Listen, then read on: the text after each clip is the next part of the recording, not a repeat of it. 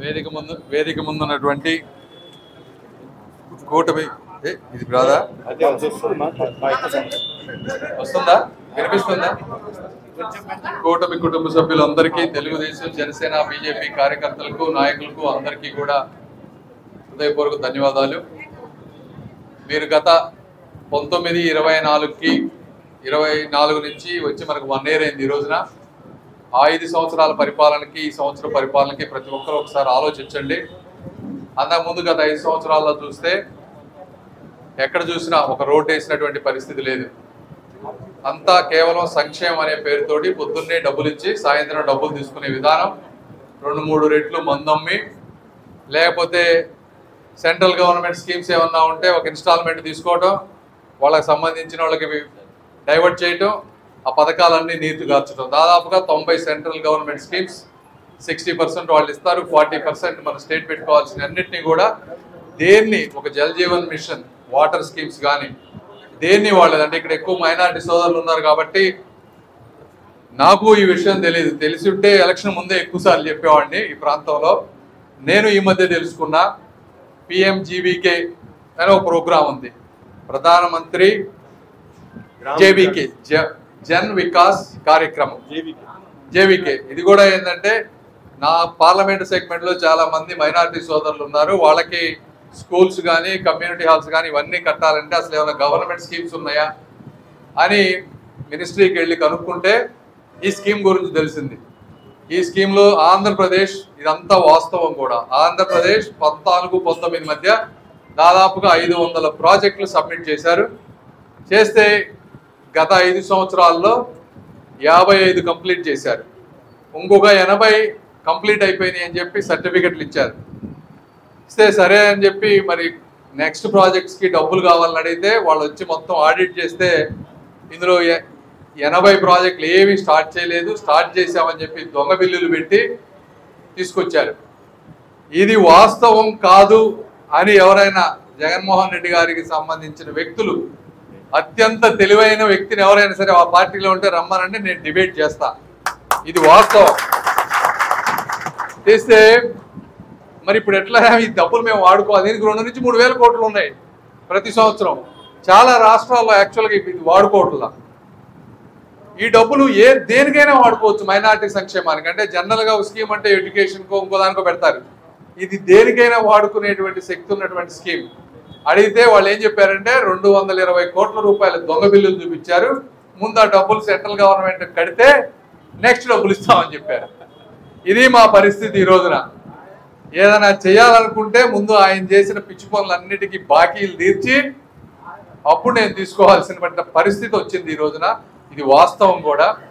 కాబట్టి మీరు కూడా మైనారిటీ సోదరులు చాలా మంది ఉన్నారు, మీరు కూడా ఒకసారి ఆలోచించమని అడుగుతా ఉన్నా నేను. మనం ఏంటంటే చరిత్రలో ఎవరో ఒకప్పుడు ఒక మంచి పని చేస్తే అదే పట్టుకొని మైనారిటీ సోదరులకి ఆత్మాభిమానం చాలా ఎక్కువ. ఒక్కసారి ప్రేమిస్తే ఎంత దూరమైనా వెళ్తారు. అదే మీ బలము, మీ బలహీనత అని కూడా నేను ఈరోజు చెప్తా ఉన్నా. ఎందుకు బలహీనత అన్నానంటే ఆ రోజు రాజశేఖర రెడ్డి గారు ఏం చెప్పారు, 4% రిజర్వేషన్లు అన్నారు. అయినయా?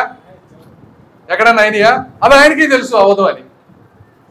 రిజర్వేషన్లు అనేది సుప్రీంకోర్టులో తేలాల్సిన విషయం. మోర్ దాన్ 50% అంటే ఇది కాన్స్టిట్యూషనల్ అమెండ్మెంట్ అవ్వాలని ఆయనకి తెలియకుండానే చేశారంటారా? తెలుసు. అయినా కూడా ఒకటి వేసి వదిలిపెట్టాడు. దానికి అత్యంత అభిమానం ఉన్న మీరందరూ, ప్రేమించే వాళ్ళందరూ పడిపోయారు. బాగానే ఉంది. సరే, ఆయన ఏదో సరే ఏ ఉద్దేశంతోనో ట్రై చేశాడు, అవ్వలేదు. జగన్మోహన్ రెడ్డి గారు వచ్చారు. వాస్తవంగా 5 సంవత్సరాల్లో మైనారిటీ సోదరులకి యాక్చువల్గా ఏం చేశారు మీరు చెప్పండి? బటన్ నొక్కుడు కార్యక్రమం కాకుండా మీకు ఒక స్కూల్ కట్టారా? వెళ్తే ఒక హాస్పిటల్లో మంచి ఫెసిలిటీ ఏమన్నా ఉందా? మేయర్ ఏ రోజన్నా తిరిగాడా ఈ చుట్టుపక్కల? నాని గారికి వచ్చిన ఎలా అయింది? రోజు పొద్దు నుంచి తిరుగుతూ ఉన్నాడు ఆయన పాపం. ఏ రోజన్నా చూసారా? ఒక కమ్యూనిటీ హాల్ కట్టారా మీకు? ఏం జరిగింది అని అడుగుతా ఉన్నా. ఒక రోడ్లు వేసారా? ఒక డ్రైనేజ్ క్లీన్ చేశారా? ఇది వాస్తవం. కాబట్టి మైనారిటీ సోదరులు కానీ అందరూ, ఇది అన్ని వర్గాల వారికి వర్తిస్తుంది. దయచేసి ఆలోచించండి.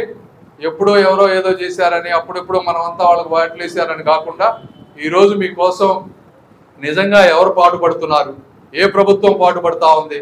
ఈరోజు కూటమి ప్రభుత్వం వచ్చిన తర్వాత సంక్షేమం, ఇన్ని అప్పులుండి ఇన్ని ఇబ్బందులున్నా 4,000 రూపాయలు పెన్షన్ ఇస్తా ఉన్నారు ప్రతి 1వ తారీఖు.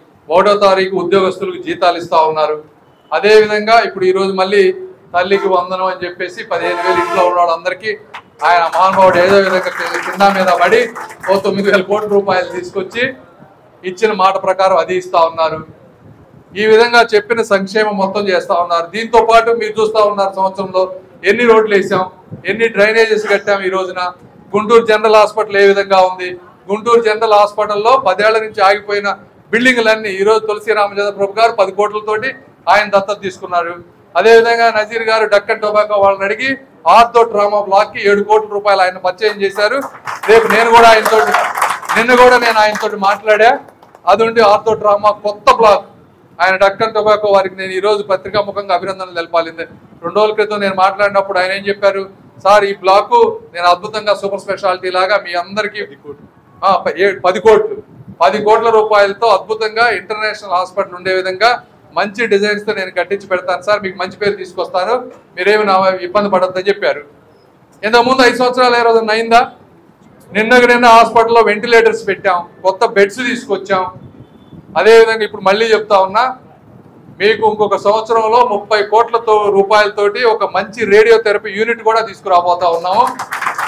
ఇది ఓఎన్జీసీ వాళ్ళు సిఎస్ఆర్ నిధులతోటి వాళ్ళు రిలీజ్ చేస్తారు. 600 కోట్ల రూపాయలు వాళ్ళ దగ్గర సిఎస్ఆర్ నిధులు ఉంటే 16 రేడియోథెరపీ యూనిట్లు ఒక్కొక్కటి 30 కోట్ల రూపాయలతో ఇస్తా ఉన్నారు. మా రాష్ట్రానికి 3 కావాలని అడిగా, ఒకటి గుంటూరు, రెండోది కడప. కడపలో జగన్మోహన్ రెడ్డి గారు ముఖ్యమంత్రి.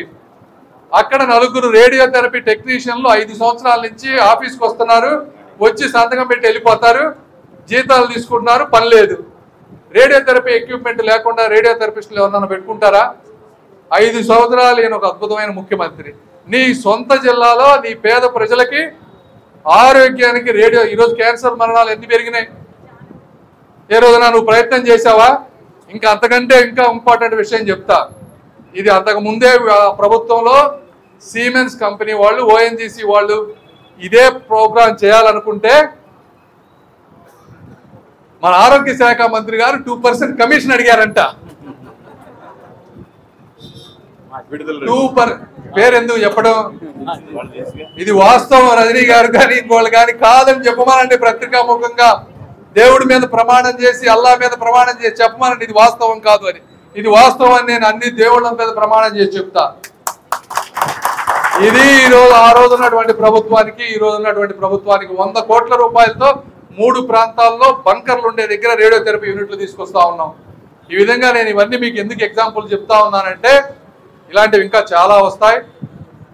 నిరంతరం మీ గురించి ఆలోచించే వాళ్ళం.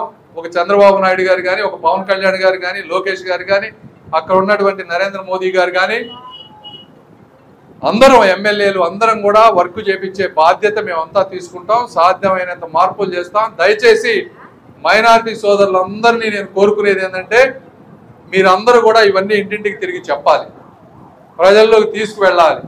తీసుకువెళ్ళి మళ్ళీ ఇక్కడ నిరంతరం ఒక 10-15 సంవత్సరాలు ఒకే కూటమి ప్రభుత్వం ఉంటే మాత్రమే అభివృద్ధి అద్భుతంగా జరుగుతుందని మీ అందరికీ తెలియజేసుకుంటూ, మమ్మల్ని ఆశీర్వదిస్తున్న మీ అందరికీ కూడా మనస్ఫూర్తిగా ధన్యవాదాలు తెలుపుకుంటూ సెలవు తీసుకుంటా ఉన్నాను. Thank you. చూసారు కదండి. మరి ఈ వీడియో కనుక మీకు నచ్చినట్లయితే ఒక లైక్ కొట్టేసి మీ అభిప్రాయాన్ని కూడా కామెంట్ బాక్స్లో తెలియజేస్తూ ఇలాంటి ఇంట్రెస్టింగ్ అప్డేట్స్ కోసం మా ఛానల్ని సబ్స్క్రైబ్ చేసుకోండి.